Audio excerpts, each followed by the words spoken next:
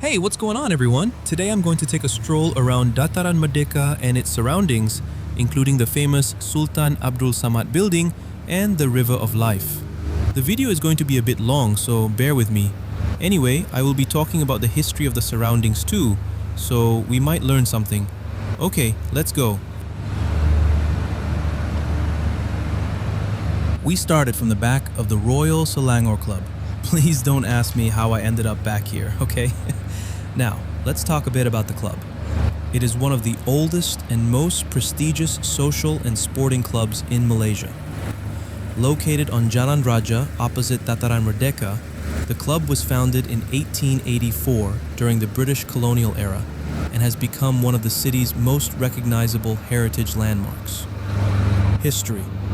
Originally established as the Selangor Club in 1884, granted royal status in 1984, becoming the Royal Selangor Club.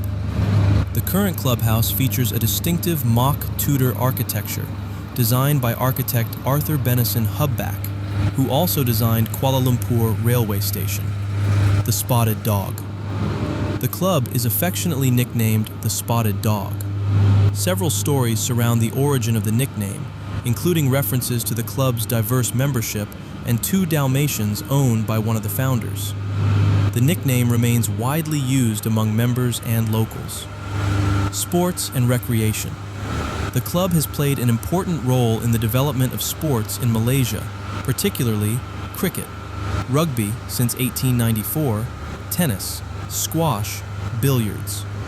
It is also associated with the origins of the Hash House Harriers, the famous running club movement that began in Kuala Lumpur in 1938.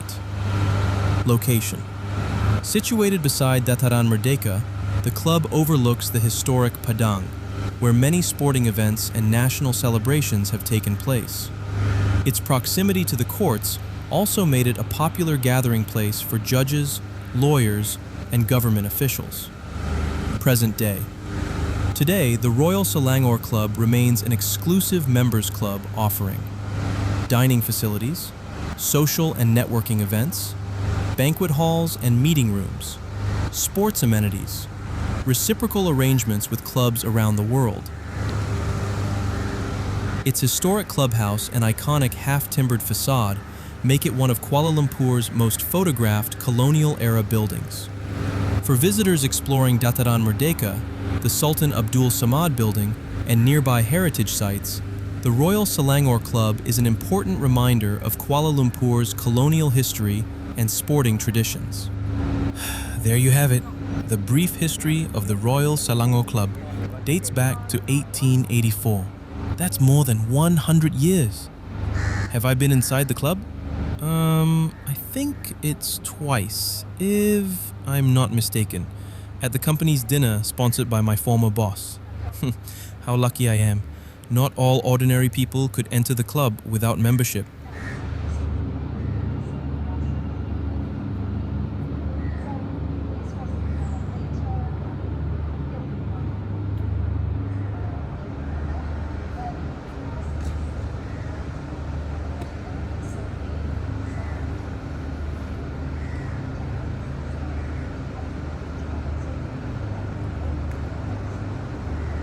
Wow, that's a giant Malaysian flag, or Jalo Gemilang in the Malay language, on top of one of the highest flagpoles in the world. Amazing.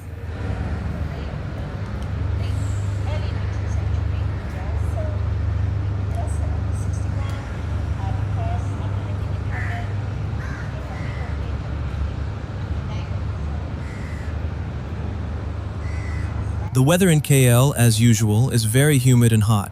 Today, it's a little bit cloudy.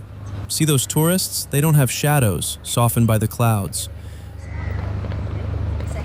There are some real Mat Saleh tourists over there. Yeah, the real one. I'm gonna walk past them. There was an audio, studio out there. This one is the library. Hello. Have you all tried Ramly Burger yet?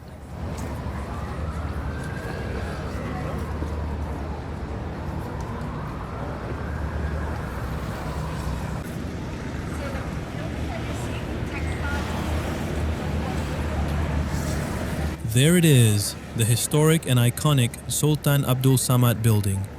We'll talk about its history in a bit, okay? For now, let's enjoy the scenery and the heat.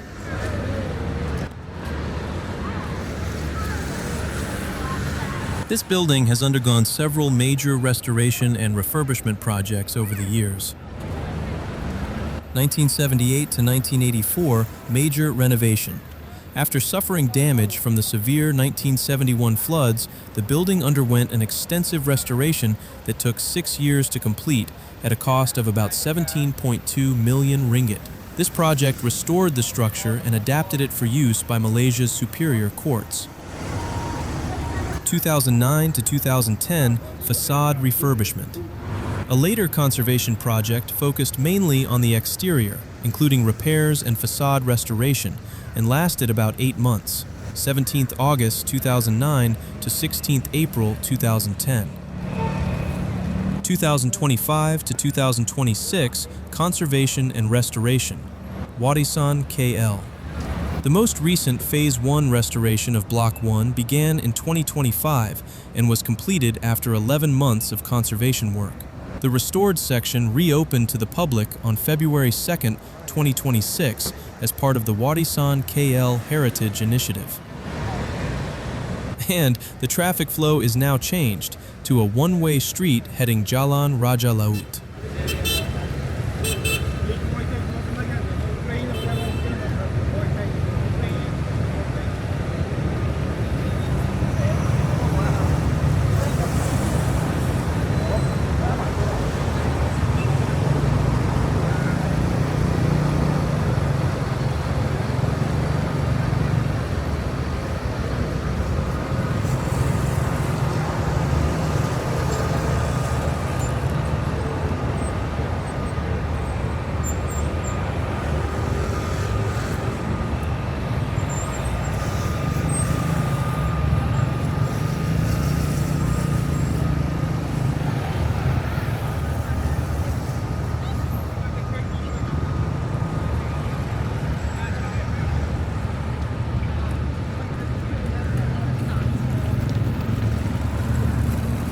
Wow, amazing view of the building. This year's Merdeka Parade is going to be amazing. I'm going to be here unless the parade takes place in a different location.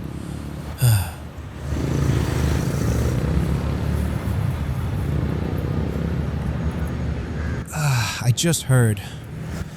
The parade will not be held here. It's too bad. This year's Merdeka Parade will be held at Putrajaya.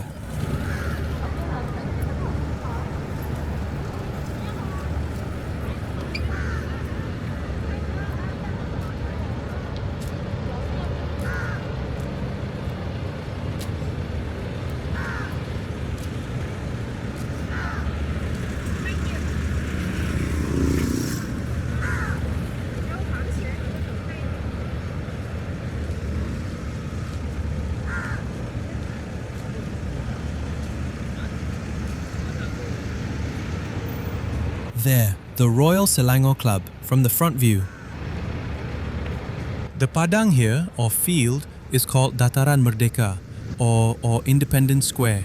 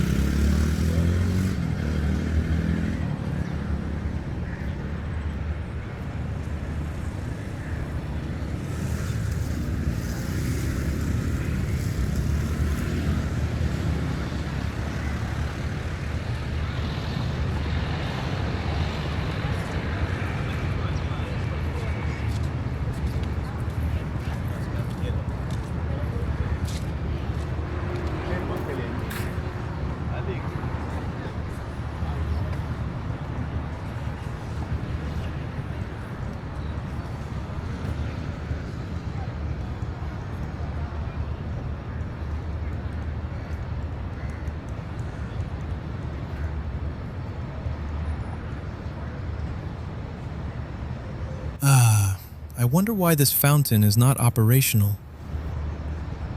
Maybe it's blocking the views for tourists taking pictures.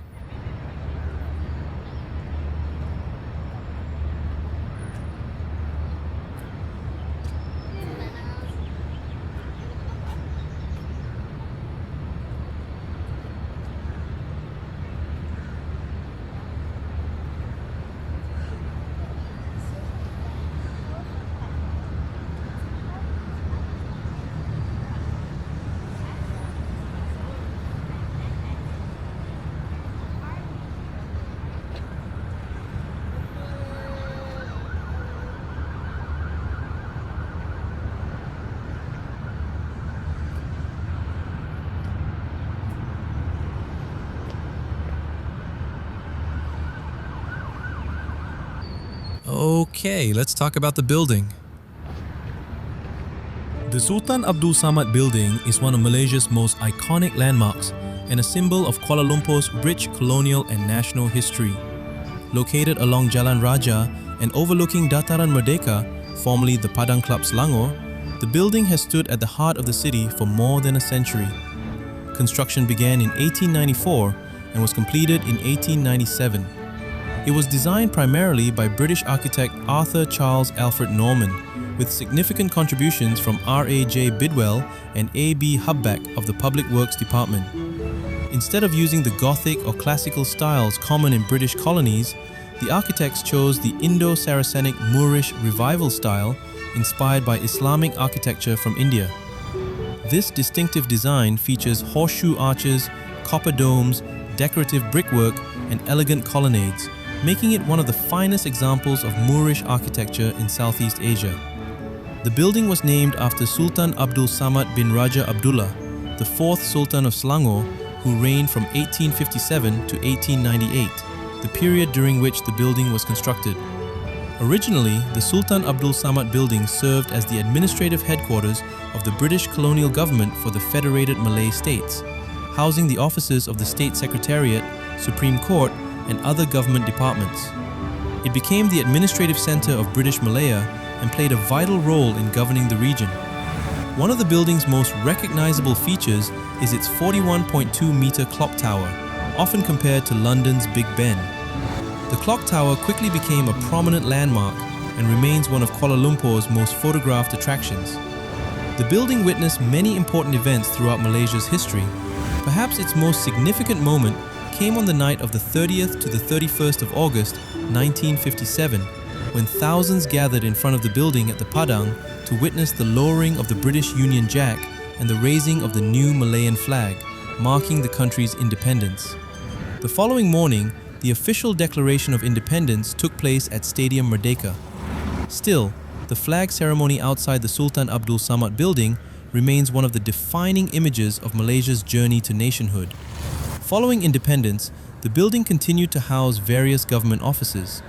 For many years, it housed the High Court, the Supreme Court, and later the Federal Court of Malaysia, until the courts relocated to Putrajaya in the early 2000s. Today, the Sultan Abdul Samad building is occupied by the Ministry of Communications and the Ministry of Tourism, Arts and Culture Malaysia. It remains an important government building and one of Kuala Lumpur's most visited historical landmarks. The building has undergone several restoration and conservation projects to preserve its distinctive architecture and historical significance. At night, its illuminated facade highlights the intricate arches, domes, and brickwork, making it a popular attraction for both locals and tourists. Standing proudly opposite the Royal Selangor Club and beside Dataran Merdeka, the Sultan Abdul Samad building continues to symbolize Malaysia's colonial heritage, architectural excellence, and the nation's path to independence. More than a century after its completion, it remains one of the country's most treasured historic buildings and an enduring icon of Kuala Lumpur.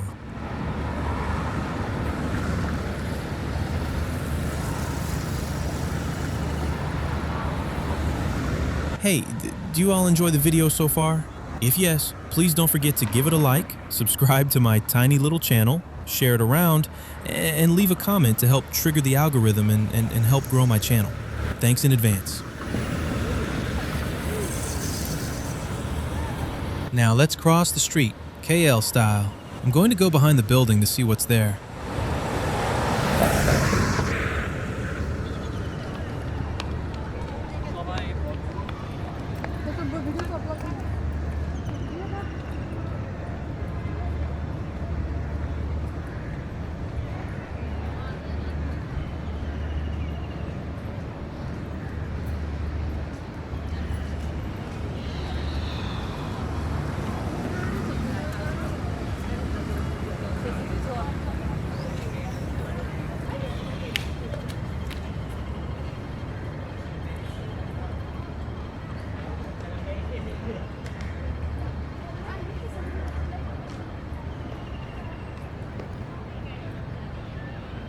Whoa, there used to be a road and a roadside car park behind here.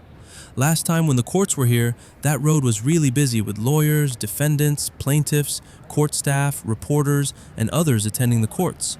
Since parking is so difficult and those courts can no longer serve their purpose here, the government moved them to Putrajaya, Jalan Duta, and Kampong Baru. Yes, you heard me right, in Kampong Baru.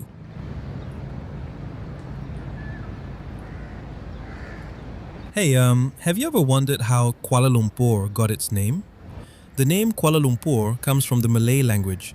Kuala means the point where two rivers meet, a river confluence or estuary. Lumpur means mud.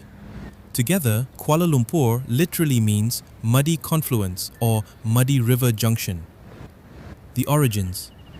Kuala Lumpur was founded in 1857 when a group of 87 Chinese miners led by Yap Ah Zi traveled up the Klang River to search for tin in the Ampang area.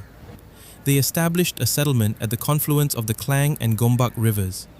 At the time, the area was swampy and frequently flooded. The riverbanks were muddy, especially after heavy rain, making the name Kuala Lumpur a fitting description of the settlement. Growth into a city. Despite its challenging beginnings, Kuala Lumpur quickly prospered because of the booming tin mining industry. Under the leadership of Yap Ah Loy, the town was rebuilt after fires, floods, and conflicts, transforming it into a thriving commercial center. In 1880, Kuala Lumpur became the capital of Selangor, replacing Klang. Later, in 1896, it was chosen as the capital of the Federated Malay States. Following Malaysia's independence in 1957, Kuala Lumpur continued to grow and became the nation's capital. A symbolic name. Although Kuala Lumpur has developed into a modern metropolis with towering skyscrapers such as the Petronas Twin Towers, its name still reflects its humble beginnings at the muddy confluence of two rivers, a place where miners, traders, and settlers laid the foundations of what would become Malaysia's largest city. The confluence of the Klang and Gombak rivers can still be seen today beside Masjid Jamek Sultan Abdul Samad, making it one of the city's most historically significant locations.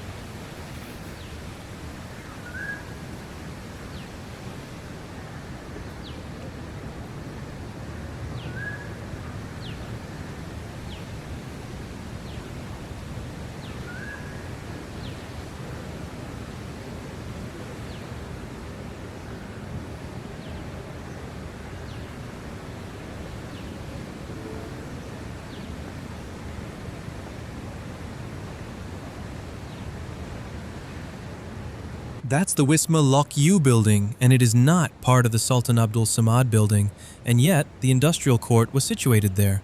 You can see the court's signboard is still attached near the entrance. Too bad it's in poor condition now.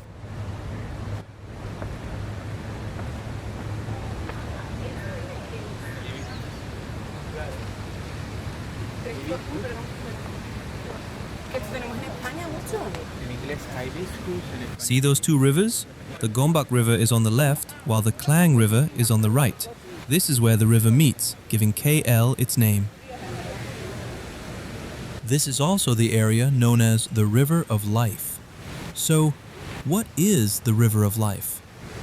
The River of Life, ROL, is one of Malaysia's largest urban regeneration projects, transforming the once polluted Klang River and Gombak River into a vibrant waterfront destination in the heart of Kuala Lumpur. Why was it created?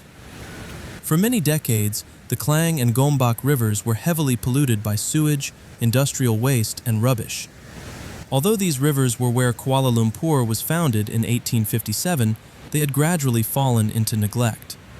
In 2011, the Malaysian government launched the River of Life project as part of the Greater Kuala Lumpur/Klang Valley Development Program. The project's goals were to improve river water quality, beautify the riverbanks and public spaces, encourage tourism and recreation, preserve Kuala Lumpur's historical heritage, and revitalize the city center. So, what's with the water spray? The water spray here is an artificial misting system designed to create the famous blue pool effect at the confluence of the Klang River and Gombak River near Masjid Jamek Sultan Abdul Samad. Why is there a water spray? The mist serves several purposes. Creates a visual attraction. At night, LED lights illuminate the mist, giving the river a glowing blue appearance. This is why the area is often called the Blue Pool. Enhances the visitor experience. The drifting mist adds a dramatic, almost magical atmosphere, making it one of the most photographed spots in Kuala Lumpur. Provides a cooling effect. On hot days, the fine mist slightly cools the surrounding promenade, making it more comfortable for pedestrians. Highlights the historic river confluence. The effect draws attention to the exact place where Kuala Lumpur was founded in 1857. Is the mist always on? No. The misting system typically operates at scheduled intervals, especially in the evening and at night when the lighting effects are most visible. It may also be turned off during maintenance, heavy rain, or periods of water conservation. Is it cleaning the river? No. This is a common misconception. The mist does not clean the river or improve water quality. It is purely a landscape and aesthetic feature. The actual river cleaning efforts happen behind the scenes through upgraded sewage and wastewater systems, riverbank rehabilitation, rubbish traps and debris collection, enforcement against illegal waste discharge, ongoing river maintenance. A popular photo spot. Today, the Blue Pool and its misting system have become one of Kuala Lumpur's signature attractions. Many visitors time their visit for after sunset, when the illuminated mist, the surrounding heritage buildings, and the nearby skyline create one of the city's most iconic nighttime views. Oh, this part of the Lokyu building is still operational?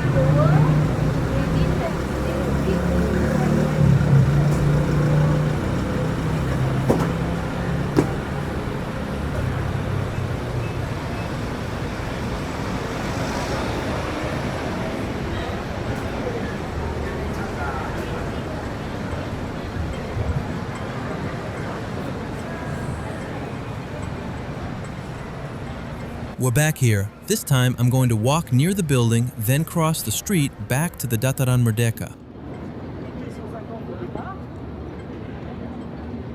As of 2026, the Sultan Abdul Samad building has been transformed from a government office building into a public heritage, cultural, and tourism destination under the Warisan KL initiative.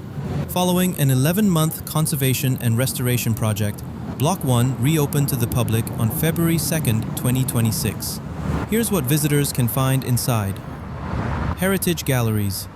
The building now houses a series of galleries that showcase the history of Kuala Lumpur, the evolution of the Sultan Abdul Samad building, Malaysia's administrative and judicial history, and rotating heritage and cultural exhibitions. A City of Dreams exhibition. One of the inaugural exhibitions is A City of Dreams, Kuala Lumpur 1820s to 1974. It tells the story of Kuala Lumpur's transformation from a small riverside settlement into Malaysia's capital through photographs, maps, artifacts, and multimedia displays. Retail and souvenir shops. Visitors can browse heritage-themed retail spaces including Royal Selangor Gallery and KL City Gallery gift shop. These shops offer Malaysian crafts, souvenirs, books, and locally made products. Cafes. The restoration has introduced cafes where visitors can relax while enjoying the historic surroundings, including Bakehouse by KLCG, Kau Kau Malaya, and Balai Pertemuan.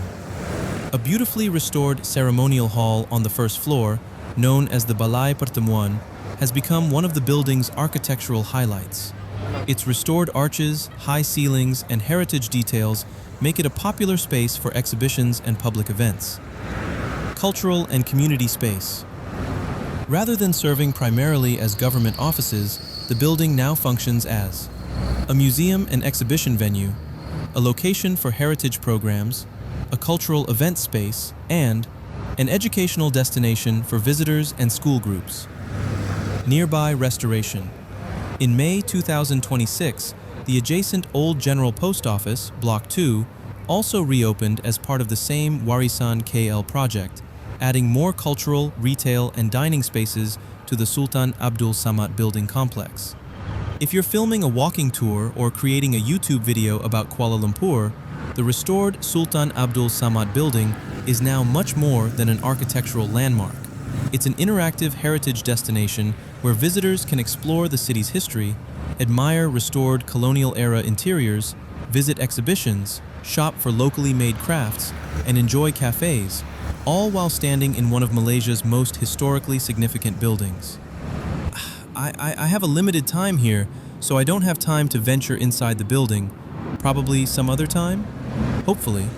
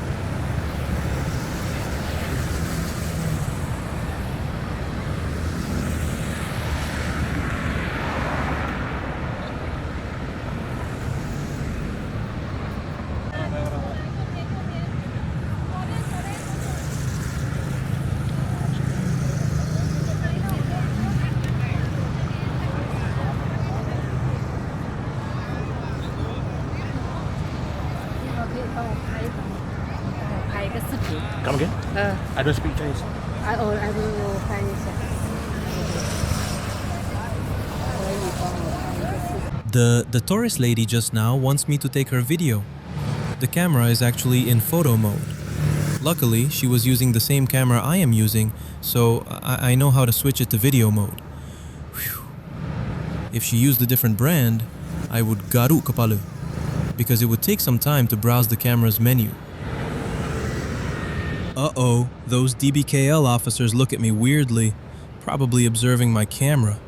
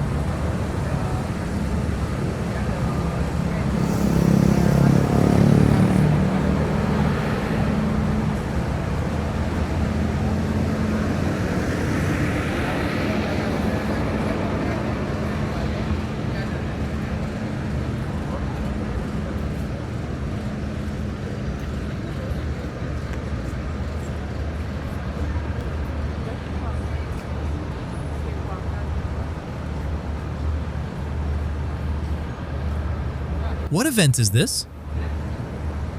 Oh, a Muay Thai event. No wonder there are a few ambulances parked here.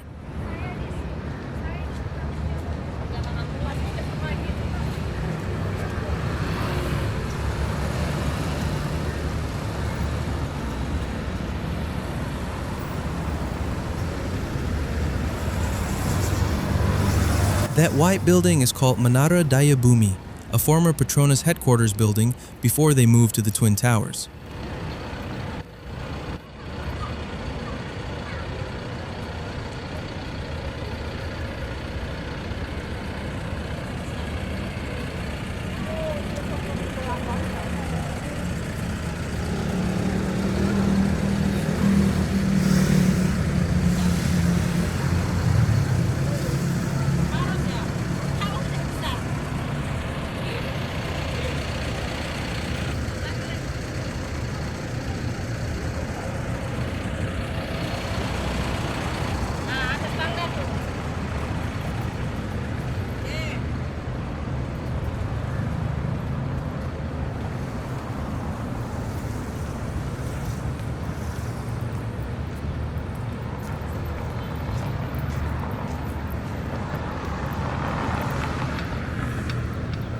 Hey, if you made it this far, kudos to you all.